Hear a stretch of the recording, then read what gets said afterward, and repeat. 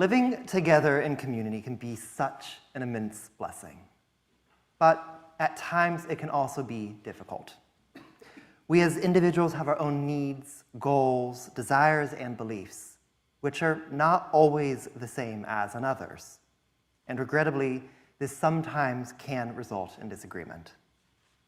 In our parsha this week, we see the struggle between two brothers, Jacob and Esau, who even before birth are described as struggling with one another.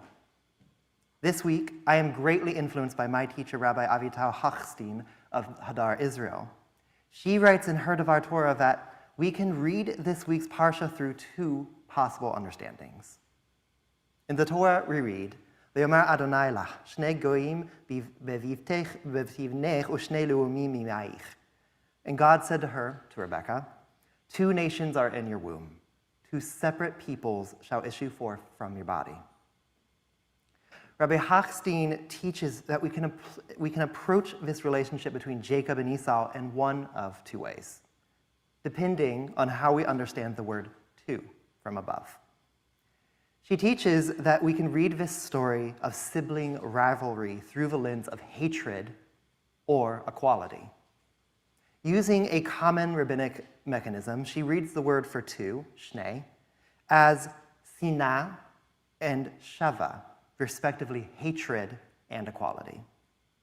This first interpretation is what the rabbis most commonly have understood the relationship between Jacob and Esau to be, usually placing the blame on Esau.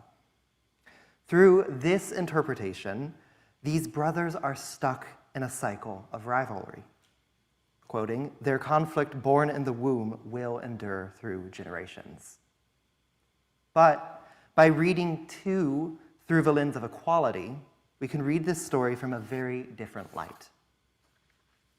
Looking to the Talmud, Rabbi Hochstein teaches us that these two nations need not be read as a sign of hostility, but of equality.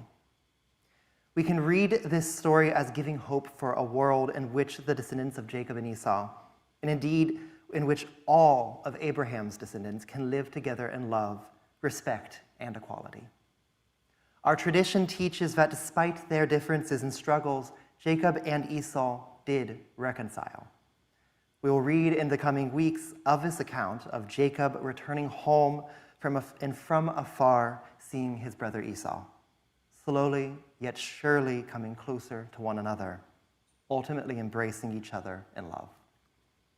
These brothers reconcile, not to say that their relationship was perfect and harmonious, but nonetheless, they see each other for who they are and where they are. Esau saying to Jacob, "Let us set out, and I will go beside you." It is my prayer that we may all find inspiration from Jacob and Esau and find ways to come closer together with those with whom we may be in struggle. May we all set out together, taking each step in partnership and equality.